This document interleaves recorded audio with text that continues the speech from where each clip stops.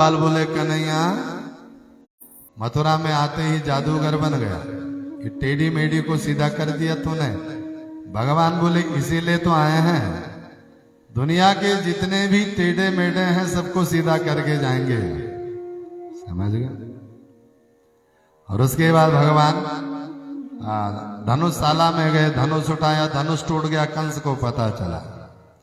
भगवान शंकर ने कहा था जो ये धनुष तोड़ेगा वो तुझे नहीं छोड़ेगा। हाथी खड़ा कर दिया मदिरा पिला करके, भांग पिला करके। भगवान ने हाथी को मारा, बलराम जी ने, ठाकुर जी ने एक एक दांत लिया, रंगशाला में गए। और यहां जिसने भी भगवान को देखा अलग अलग दृष्टि में देखा, जैसे जिसके अंदर भाव था। कि मल्लानाम सनिर नृणाम नरवर स्त्रीणाम स्मरो मूर्तिमान गोपानाम स्वजनो सताम क्षितिभुजा शास्ता स्वपित्रो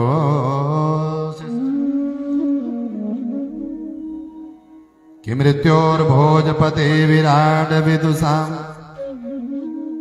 तत्त्वम परो योगिनो वृष्णीनाम परदेवतीति विदितो रंगम गता साग्रज। जिसने भी देखा भगवान को, बड़े बड़े योद्धा खड़े थे, चाणूर मुश्तिक, उन्होंने देखा ऐसा लगा कोई वज्र आकर के खड़ा होगा।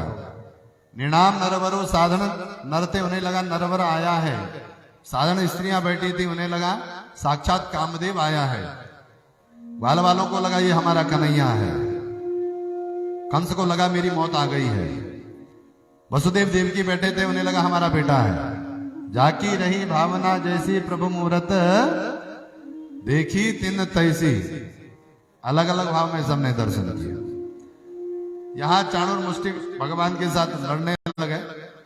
भगवान ने चाणूर का वध किया, बलराम जी ने मुश्तिक का उद्धार किया। कंस ने और जितने भी योद्धा थे सबको आदेश किया, सबने लड़ने से मना कर दिया।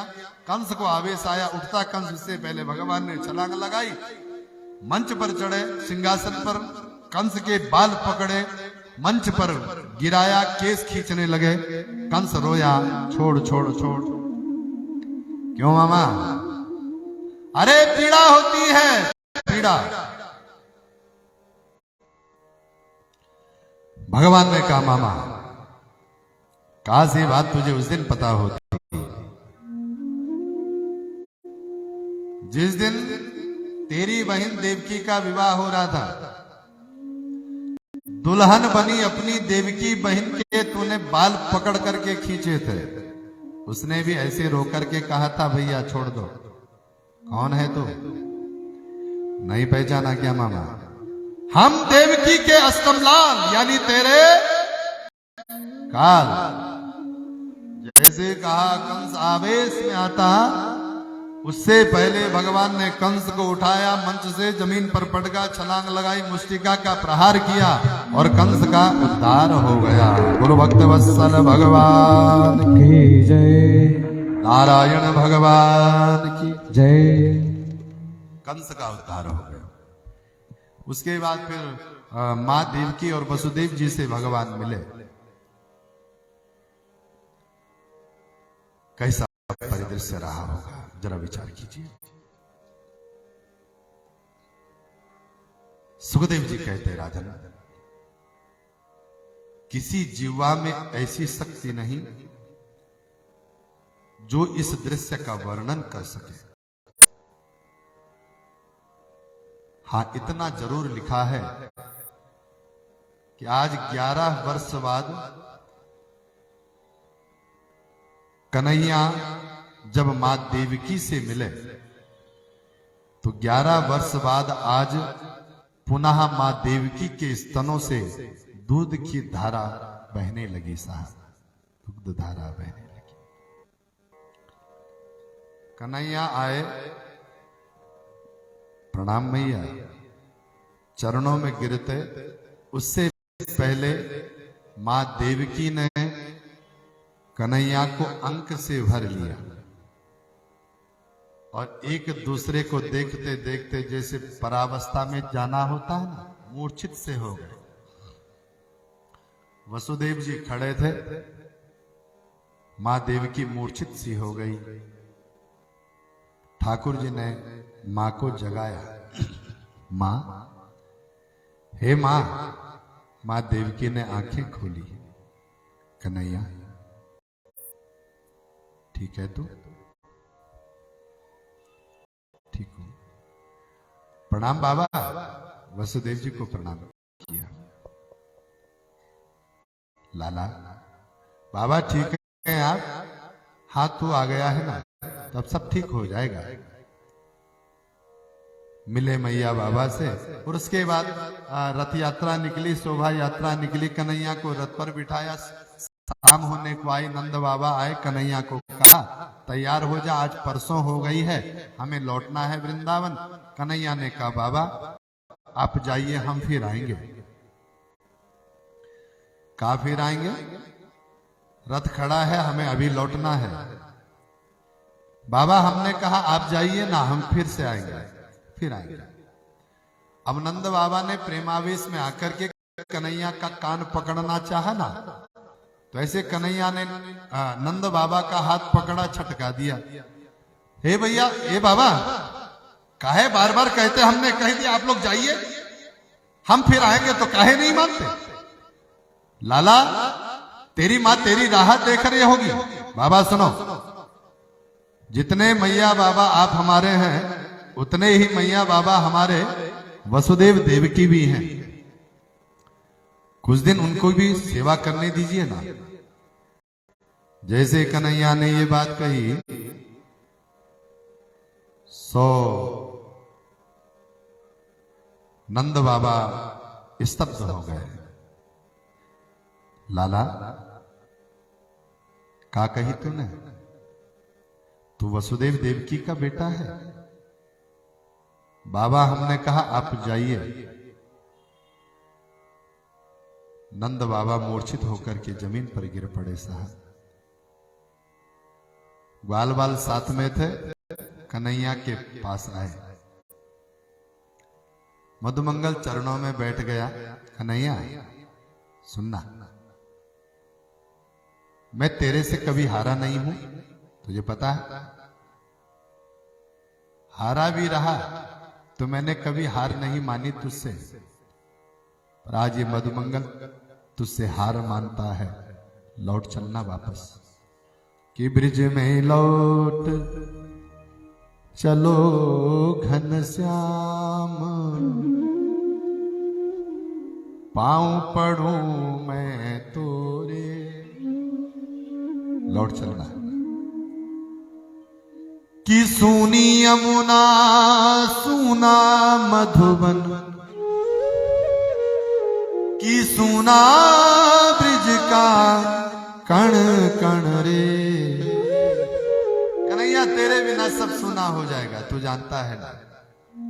भगवान बोले मधुमंगल हमने कही तुम लोग लौटो, हम अभी नहीं आने वाले, तो नहीं आएंगे। ग्वाल बाल उठे, बाबा को उठाया। बाबा, बाबा, नंद बाबा चलो बाबा। नंद बाबा देखने लगे कन्हैया। ग्वाल बाल बोले बाबरे हो गए। क्या कह रहे कन्हैया? ई कह रहा है वसुदेव देवकी का लाला है, ये हमारा कन्हैया नहीं है बाबा। कन्हैया आज तक केवल सुना था कि लोग संपत्ति को देखते हैं तो अपनों को भूल जाते हैं, आज तो देख भी लिया। नंद बाबा ने हाथ उठाया। कन्हैया खुश रहना। रथ पर बैठे साहब, रथ बढ़ाया, रथ चला। जब तक रथ दिखा तब तक कन्हैया देखते रहे, और जब रथ चला गया उसके बाद कन्हैया ने रोना शुरू किया। कहते हैं जहां पर नंद बाबा खड़े थे, कन्हैया ने वो माटी उठाई, माथे पर लगाई। बाबा क्षमा करना अपने इस निष्ठुर लाल को, क्षमा कर। तेरा कर्ज कभी दे नहीं पाएगा बाबा, तेरा कर्ज कभी दे नहीं पाएगा ये लाला। मां मुझे क्षमा करना। नंद बाबा वृंदावन में पहुंचे, माँ यशोदा ने रथ आते देखा तो तुरंत आरती जला दी। कन्हैया आज पहली बार बाहर से घर आ रहा है। तो जैसे रथ पास में आया तो मैया का जी घबराने लगा, और पास में रथ आया तो मां ने आरती का थाल संभाला, जैसे तैसे हाथ डोलने लगे, और ग्वाल वालों ने जैसे मूर्छित अवस्था में नंद बाबा को रथ से उतारा तो मैया यशोदा के हाथ से आरती का थाल छूट गया। दौड़ी दौड़ी गई, नंद बाबा के वस्त्र पकड़ लिए, झकझोरने लगी, हमारा लाला कहां है, हमारा लाला कहां है। नंद बाबा ने कहा, यशोदा होश में आओ, पहले तो होश में आओ मतलब, अरे बाबरी सुन, वो मुझसे कह रहा था वसुदेव और देवकी का बेटा है, हम तो धाए थे उनके सुत के। यशोदा हम तो धाई थे, पाला परोसा जवान बना दिया, चला गया अपने मैया बाबा के पास। मां यशोदा ने सुना और रोने लगी, और 100 साल तक रोती रही, 100 साल। यहां कन्हैया को गुरुकुल में भेजा, पढ़ कर के आए। कुछ समय बाद वृंदावन की बहुत याद आती है, कन्हैया रोते रहते हैं। सो उद्धव जी को माध्यम बनाया अपने संदेश के लिए। उद्धव तुम जाकर के कुछ कहना उनसे। उद्धव जी को लगा कन्हैया हम वहां चले गए वो तुझे भूल जाएंगे, और क्यों, अरे हम ज्ञानी हैं, विष्णु वंशियों के हम मंत्री हैं, बृहस्पति के शिष्य हैं, कृष्ण के मित्र हैं, हम तो बहुत बड़े ज्ञानी हैं। भगवान बोले एक बार चला जा वहां, तब देखेंगे। तो उद्धव जी गए हैं, ग्वाल वालों से भेंट हो गई। पहले ग्वाल वालों ने कहा उद्धव लौट जाओ, वो हमको मैया यशोदा से मिलना है। क्या करेगा मिल करके, क्या करेगा, कुरेदने आ गया है तू, तेरा मित्र आ जाता खुद, मुझे भेजा उसने। मां यशोदा से उद्धव जी मिले, बूढ़ी हो गई, आंखों से दिखता नहीं, कमर झुक गई है। कन्हैया कन्हैया कन्हैया कहती हैं। उद्धव जी गए, प्रणाम मैया। कौन है छोरा? मैया मैं उद्धव हूं, कृष्ण का मित्र, मथुरा से आया हूं। उद्धव? हाँ।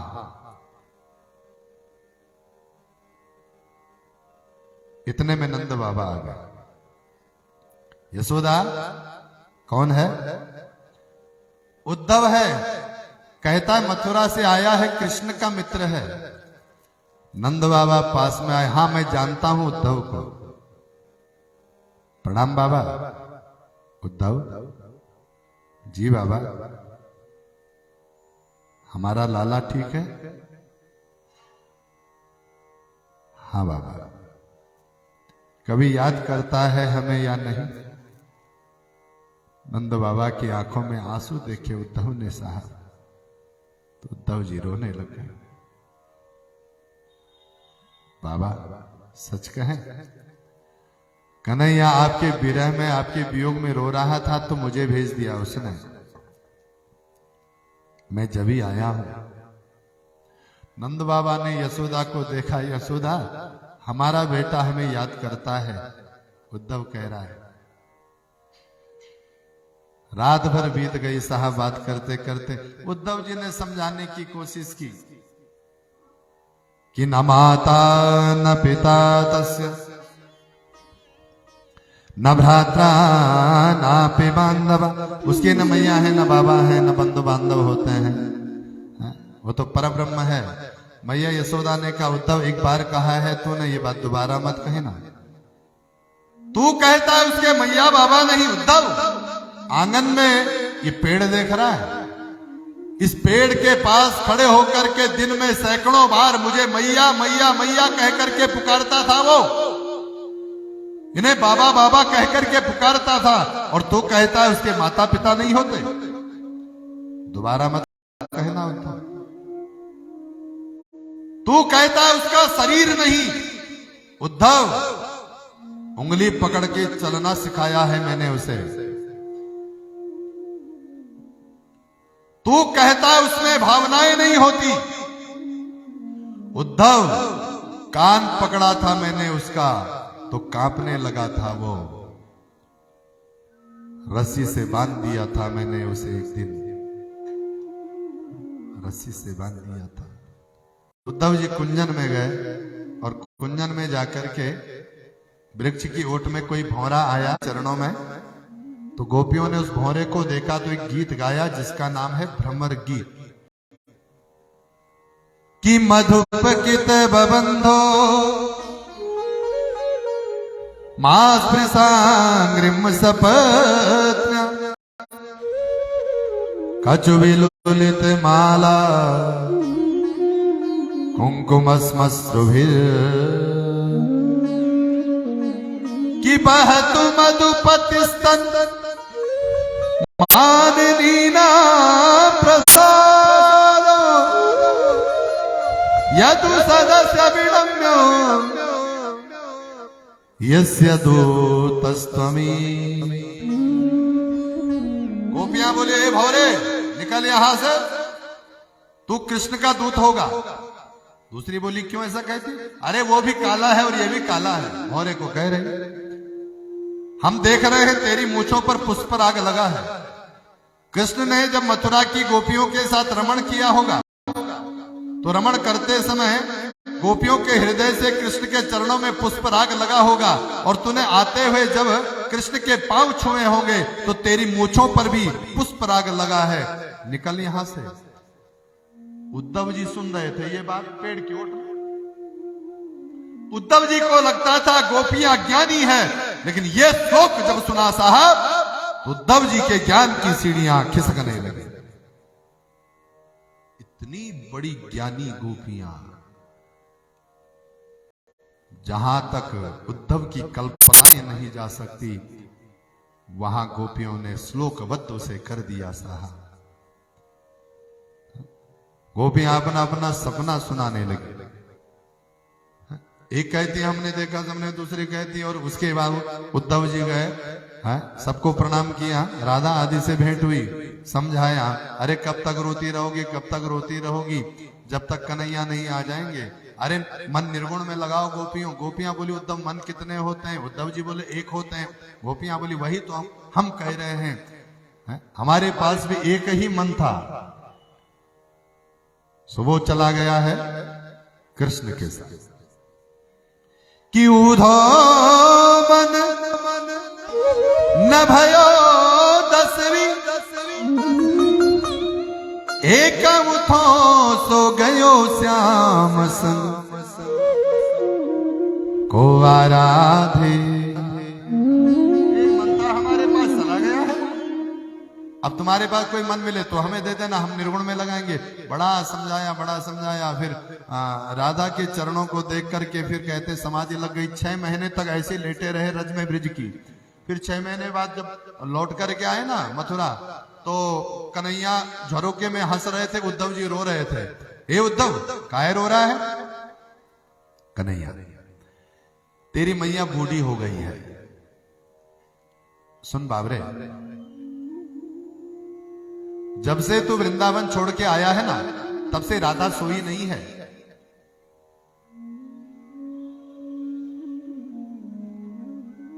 तेरी मैया को जबरदस्ती ब्रजवासी भोजन करा देते हैं, मन से नहीं खाती वो। तू कह रहा था मेरी माँ ऐसी है, बूढ़ी हो गई वो, चल नहीं पाती है, दिखता नहीं है उस पे। बाबरे, क्यों नहीं चला जाता? भगवान रोने लगे साहब। उद्धव, तू कहता मैं क्यों रोता हूं? पता है, जो राधा मेरे लिए हमेशा जागती है उसको छोड़ के आया हूं, इसलिए प्राण प्रिय मां को छोड़ के आया मैं।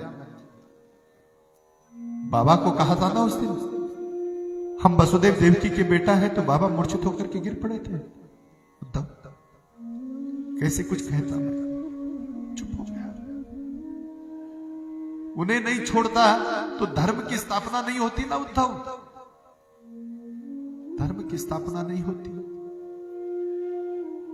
मैं धरा पर आया हूं उद्धव धर्म की स्थापना करने के लिए, राक्षसों का वध करने के लिए, और इसके लिए मुझे मथुरा में रहना है, रहना है।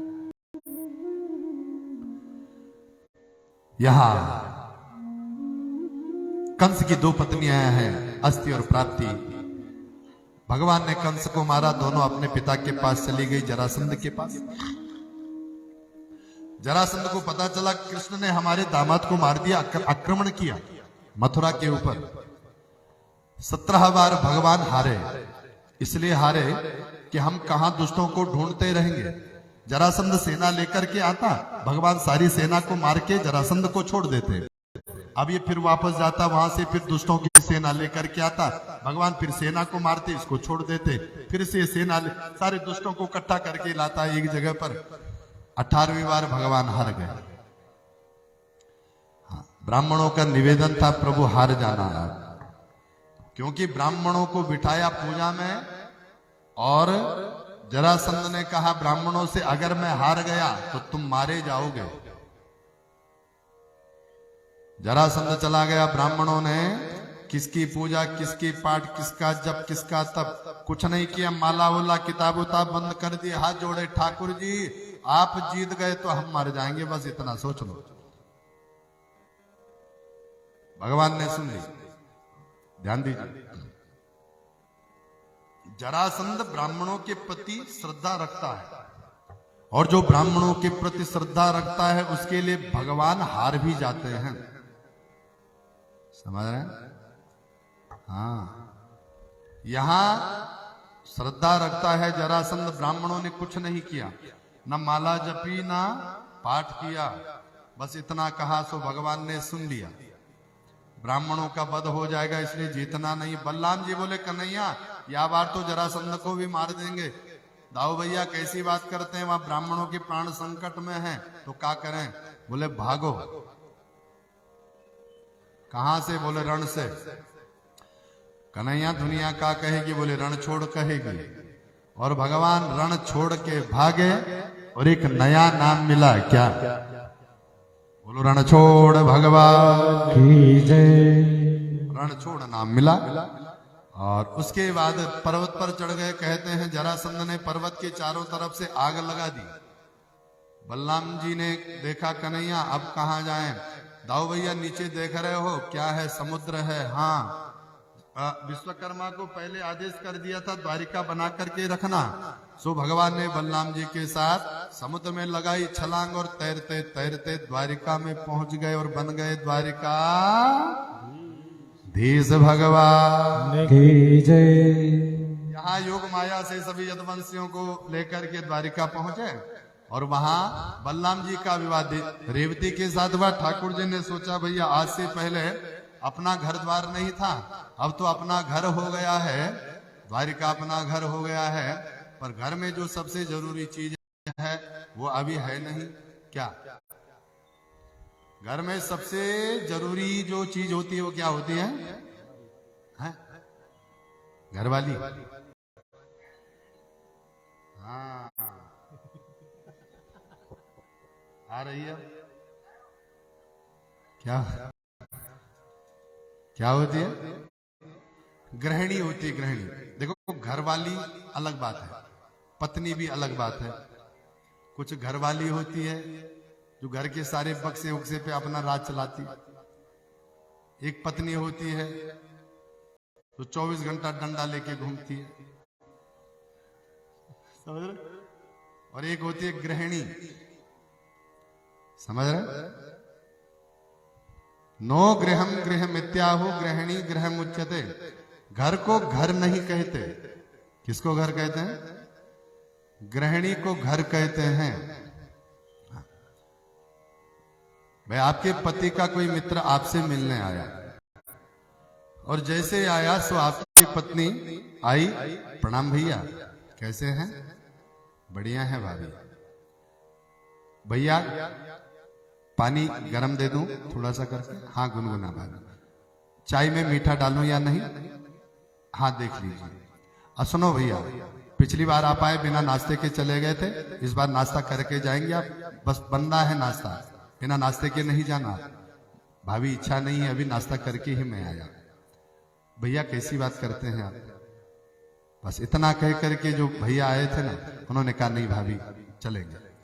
दरवाजे तक आई भाभी छोड़ने, भैया आए छोड़ने, और मुख्य द्वार तक भैया छोड़ने आए, और जाते जाते उसने भैया को हाथ जोड़ा, आपके पति को हाथ जोड़ा। भाई घर पर भाभी माँ है ना, लक्ष्मी है, हाँ धन्य है तू, बड़े भाग्य है तेरे। हाँ। बस इतना कह करके वो चला गया। समझ? एक घर में कोई मित्र आया, और जैसे वो दरवाजे पर पहुंचा, सो मैडम ने अंदर से देखा, किचन से आवाज आई टन। उसने कहा सुन मैं चलता हूं। तब तक दूसरा गिलास बच गया, टन। उसने कहा अपनी खोपड़ी बचा के, उसने कहा अपनी खोपड़ियां बचा करके रखना भैया। तू जिस तरह से अंदर बर्तन बज रहे हैं, उस तरह से तेरी स्थिति मैं समझ सकता हूं। बोलो नारायण भगवान की जय। वो दरवाजे से ही चला गया, ठीक है, और दोबारा कभी आपके द्वार पर नहीं आएगा। एक पत्नी के कारण पति का सम्मान समाज में बढ़ गया।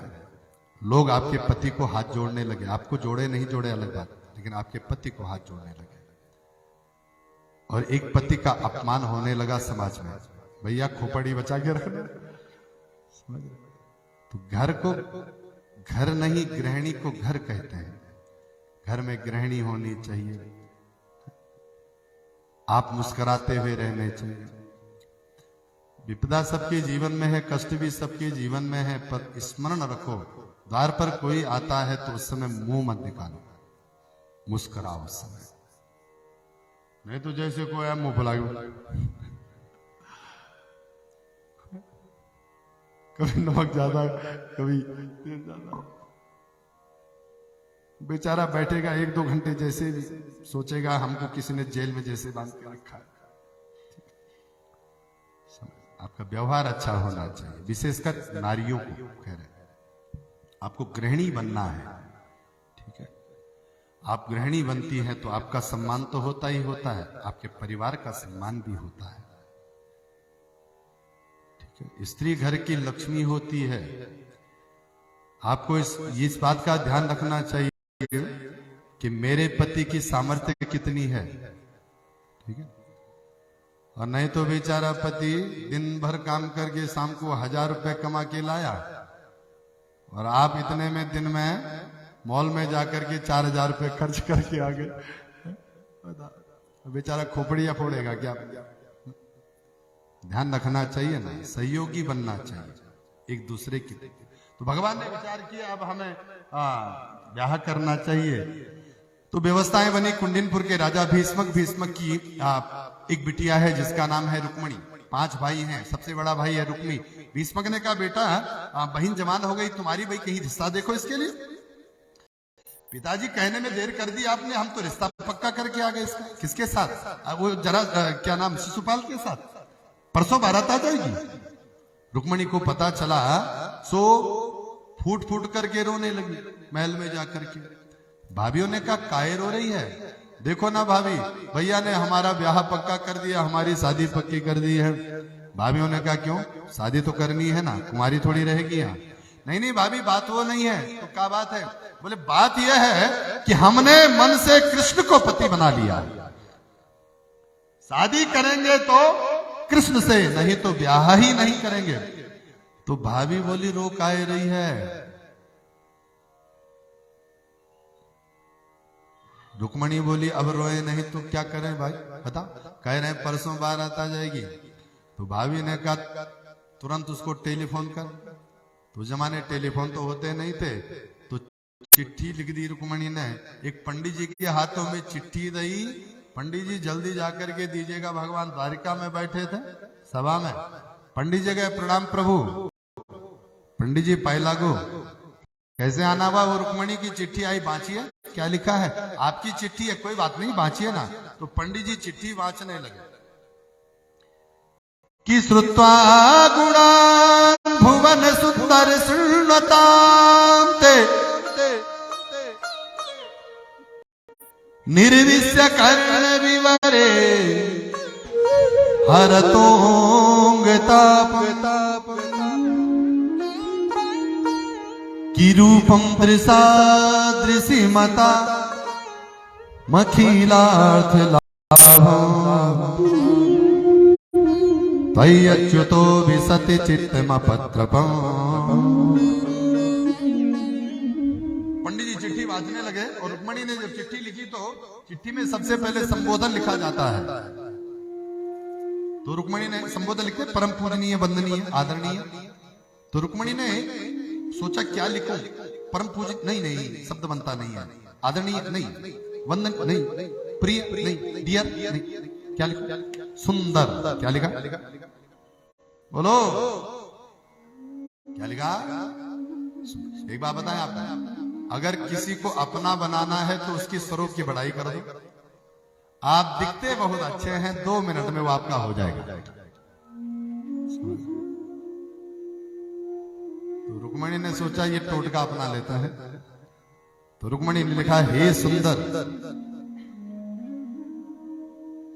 जब से आपके गुणों को सुना है, देखा नहीं है आपको, केवल आपके बारे में सुना है, तब से ये मन ने आपको अपना पति बना लिया।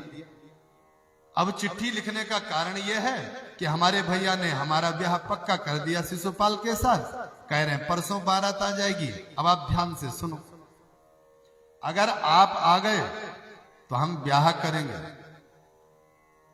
और अगर शिशुपाल हमको ब्याह करके जबरदस्ती ले गया तो हम सोचेंगे किसी शेर का कोई शिकार, कोई सियार उठा करके ले गया। हाँ, ये आपकी इज्जत की बात है। अच्छा प्रभु, अब आप सोच रहे होंगे परसों बारात आ जाएगी, तो अब क्या हो सकता है? तो ध्यान से सुनो प्रभु, परसों बारात आएगी, कल का दिन बीच में है। अब ऐसे समय पर न सगाई हो सकती है, न मिठाई पिठाई हो सकती है, न बागदान हो सकता है। बस एक ही रास्ता है हमारे पास। क्या? आप आओ और हमको यहां से रप्पू चक्कर हो जाएंगे दोनों। अच्छा प्रभु, अब आप सोच रहे होंगे ब्याह का समय है, घर पर मेहमान ज्यादा होंगे, तो रुक्मणी को भगाएंगे कैसे? तो रुक्मणी कहती है, प्रभु अगर आपको ऐसा लगता है तो हम आपको उपाय भी बता देते हैं। तो रुक्मणी ने उपाय भी लिख दिया। क्या लिखा? उपाय लिखा कि अंतापुरांतरचरी मनिहत्यवन्नम। उपाय लिख देते हैं प्रभु, बता देते हैं। रुक्मणी ने उपाय लिखा। क्या लिखा? खेत गए बाबा, हम अकेले हैं घर में, हमको ले जा। ठीक है। अंतापुरांतर चरी मनिहत्य बंधुम स्वाम उद्वहे कथम इति प्रभुदान्युपायम पूर्वे धुरस्ति महतीम कुलदेव यात्राम यस्याम बहिर नववधु गिरिजाम उपेयात। हमारे यहाँ का नियम है प्रभु, जब भी बिटिया का ब्याह होता है तो शादी से एक दिन पहले बेटी गांव के बाहर मंदिर है दुल्हन, वहां पूजा करने जाती है। तो कल मैं भी वहां पूजा करने आऊंगी, तो आप वहीं आना और वहीं से रफू चक्कर हो जाएंगे। कुछ और लिखा है? बोले बहुत लिखा है। भगवान बोले समझ गए। रात्रि को विश्राम किया, भोर में जागे। पंडित जी जैसे जाने लगे, ठाकुर जी क्या आज्ञा है? भगवान बोले हम भी साथ में चलते हैं। कहते हैं बलराम जी आए, पता चला कन्हैया वहां जा रहे हैं, तो कन्हैया तुम चलो, हमारी जरूरत पड़ेगी वहां, तो हम पीछे से आते हैं सेना आदि लेकर के, मेहमान लेकर के। तो यहां रुक्मणी मंदिर में आई थी मां भगवती के चरणों में और मां भगवती से प्रार्थना करने लगी है, हे मां मेरा दिव्य श्रृंगार कीजिए, मुझे सजाओ ना मां, मुझे दुल्हन बनना है और वो संवारना आपके हाथों से होना चाहिए मां। मां भगवती मां कात्यायनी के चरणों में मां रुक्मणी निवेदन करने लगी। क्या कह रही है? क्या पुदे सजाई मां मोहने मेरे हथड़ों दे,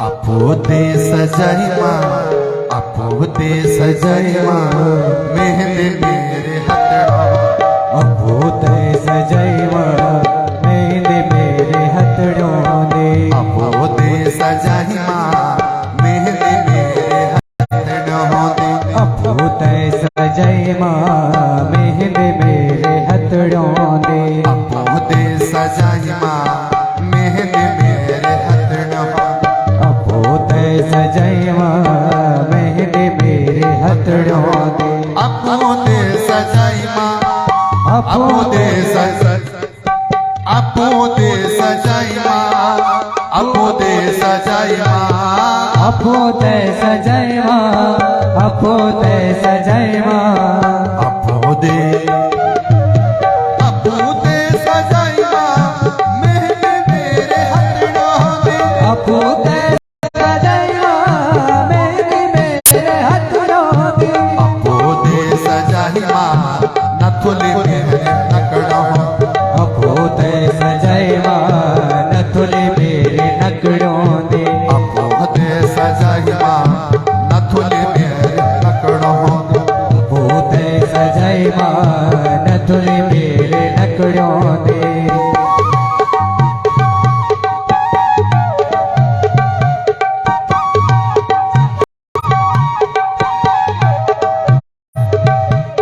यहाँ मां भगवती का समन किया है और ठाकुर जी पहुंचे। सैनिकों ने देखा, मुस्कुराने लगे। भगवान ने ऐसा जादू डाला आंखों से, सारे मोहित हो गए। भगवान कब निकले सैनिक देखते रहे। अंदर गए, रुक्मणी प्रणाम, चिट्ठी मिल गई थी तुम्हारी। रुक्मणी पलके झुकाने लगी, शर्माने लगी। भगवान बोले चिट्ठी लिख रही थी, लज्जा नहीं आ रही थी तुम्हें? चले चले, प्रणाम गोविंद, चलिए। आज सुनो ना, तुम दुल्हन हो तो दुल्हन ऐसे चल के थोड़ी विदा होती है, ऐसे गोदी में उठा के ले जाते हैं। हाँ? आ जाओ, आ जाओ।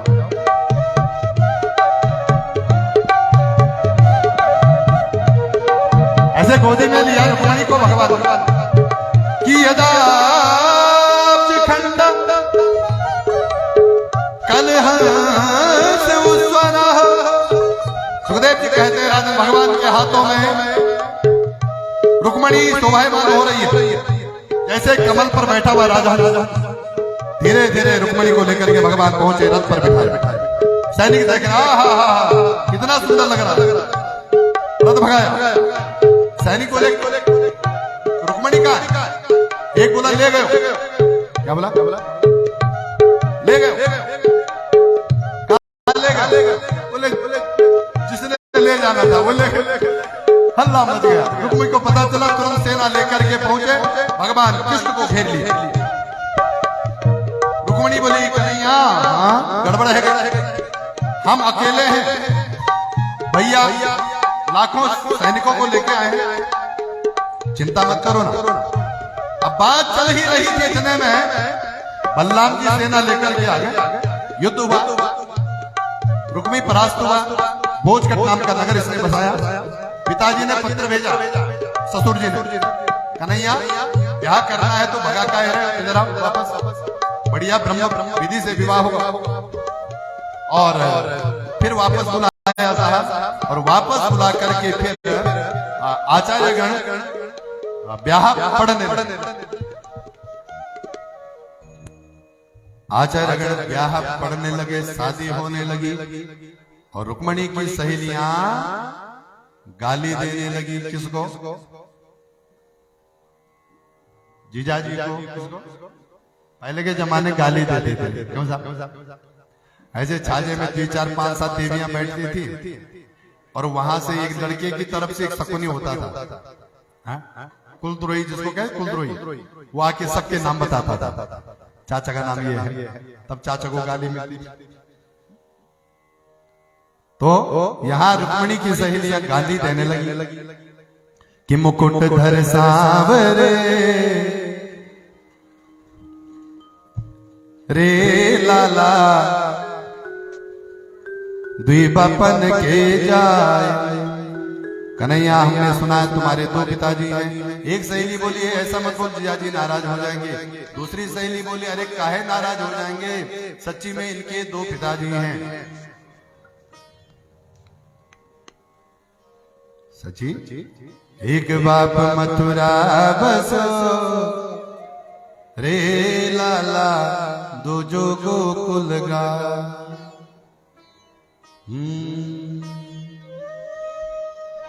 इनके एक पिताजी मथुरा में रहते हैं, गोकुल में रहते। दूसरी गोपी बोली, क्या बोली? कन्हैया, तुम्हारे यहाँ ऐसे चलता है क्या, भागना भगाना? दूसरी सहेली भाई ऐसा मत बोल, जीजाजी नाराज हो जाए। अरे काहे नाराज हो जाएंगे? क्यों? अरे इनकी जो बहन सुभद्रा थी ना, वो भी अर्जुन के साथ ऐसे भाग गई थी। बहन सुभद्रा की रे लाला भागी अर्जुन के साथ। तीसरी बोली बहन कोई बात नहीं, सुभद्रा अर्जुन से प्रेम करती थी, वही उत्तम वर था उसके लिए, इसलिए भगवान ने स्वीकृति दी, तभी तो ये सब हुआ ना।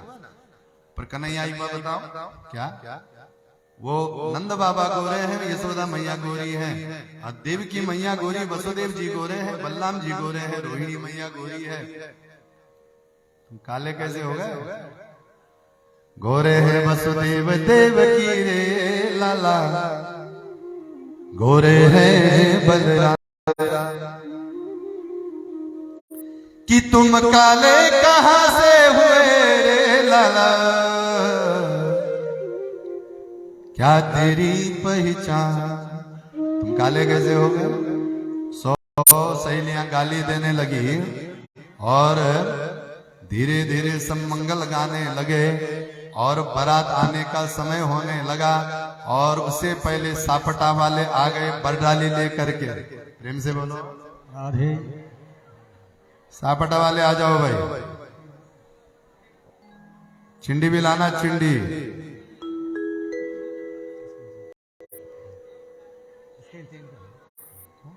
इसी से हो जाओ।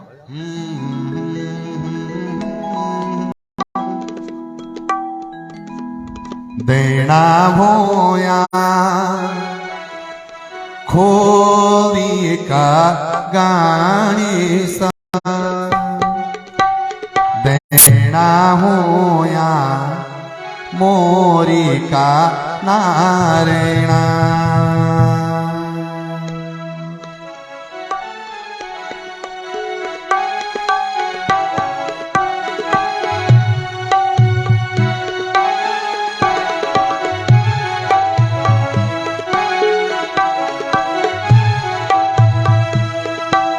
देना होया खोवी का गानी सा, देना होया मोरी का नारेणा। देना होया खोवी का गानी सा, देना होया मोरी का नारेणा। देना होया पंचनामा देव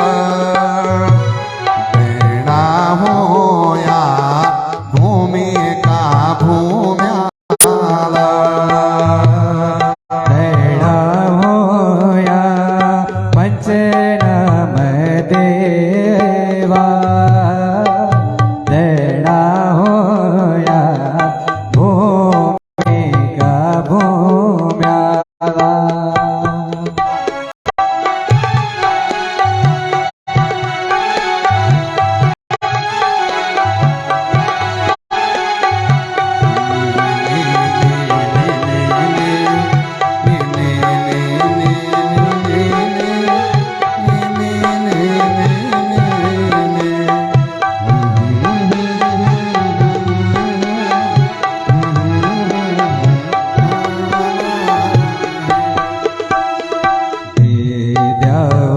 बाबाजी ते द्यावा बाबाजे हले दे कोदाना ते द्यावा बाबाजे हैन्य कोदाना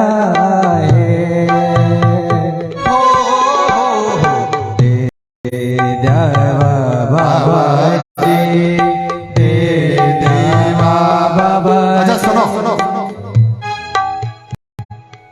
असवाल जी कहाँ हैं? असवाल जी आप जाओ, बारात आ रही है। आपकी पत्नी कहाँ है? दोनों जाओ भाई, तुम यहाँ बैठे बताओ। ऐसे मैया बाबा हो गए तो बेटी की बारात आ गई, दरवाजे पर यहाँ बैठे हैं। बाबा जी